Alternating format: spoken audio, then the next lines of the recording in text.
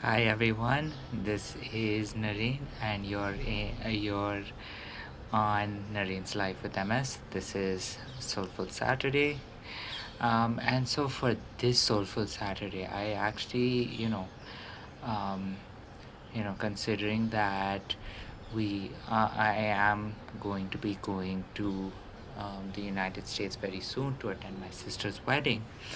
I did want to, talk about something that, of course, is, a reason for celebrate for all of us as, you know, people with MS or any autoimmune condition, and that is, um, you know, if there is a cure found, right? What would be the first thing that you do as a result of being cured of multiple sclerosis or any other um,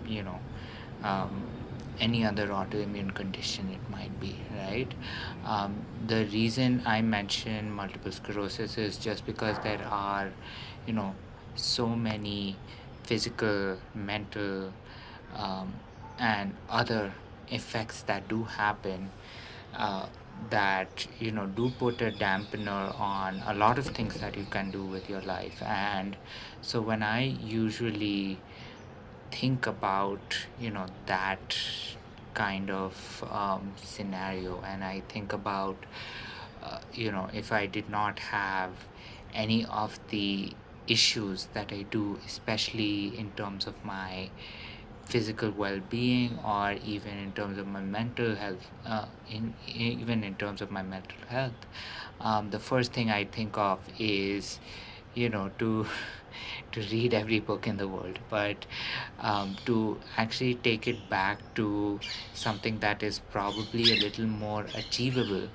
I usually think about making my body strong enough that I can maybe be able to do a lot of things that I actually picked up after my diagnosis with MS, and parts of it do include hiking, especially through the mountains, mountain climbing. Of course, not to the extent that I would climb a very high mountain. Um, Nothing that would differentiate me, nothing that would uh, put me somewhere where I would definitely maybe even curse being cured, but definitely in terms of focusing a little more on my physical health.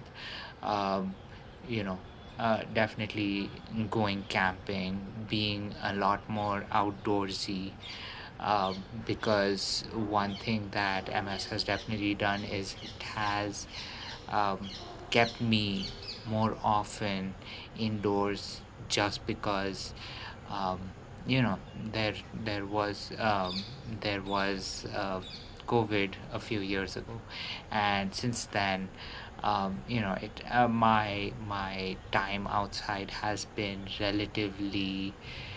um, relatively short, and I don't tend to spend a lot of time outside. And uh, I I think an effect of that had also been that I can't walk very long distances. So usually, there is a question that comes up in my head when I think about going outside, and that is, well, okay, I am outside. What do I do now? I can't go anywhere. So that is definitely one thing that I do want to do, where I want to build at least my physical ability up to the point where I can actually go do things, where I can enjoy myself, go hiking, go camping. Also, of course, when it comes to reading, because I did mention I do want to read all the books in the world, is to definitely um, you know find a second-hand bookstore that maybe I can own part-time, just so I can read old books. And one of the best things about reading old books, if you do share this love of reading, is the smell that the old books give, right? To be able to read certain things, and to come across vocabulary that you might not be familiar with, just because it's slightly older than whatever the current edition of the book is. That would be one of my favorite things to do. And if I continue to think about it, and I hope you do too throughout this weekend, um, I would probably come up with 100 other things that I want to do, but those are, I would say, two of the main things that you know would generally pop into my head if someone especially asks me, what would I do when if a cure happens for MS, and I do get cured. And that level of positive thinking, I think, is also something that keeps me at least a little level headed, a little sane, so that I can always think about, okay, fine, currently I'm not at a position where I can go hiking for very long distances, and by long distances I mean any step which happens after the fourth one I take, right, outside. So those are certain things that I do have. I mean, I can definitely also think about my time when I would be volunteering outdoors. And the biggest issue then was, if it was a relatively hilly place, if wherever I was doing volunteering was not completely flat, it would require a lot more energy than I have right now. And uh, that is one thing that I would definitely love to have, just a, a much larger reservoir of energy that I can actually tap into to engage in these kinds of activities. So that is, two things that I would do if a cure for MS existed, and I would get cured.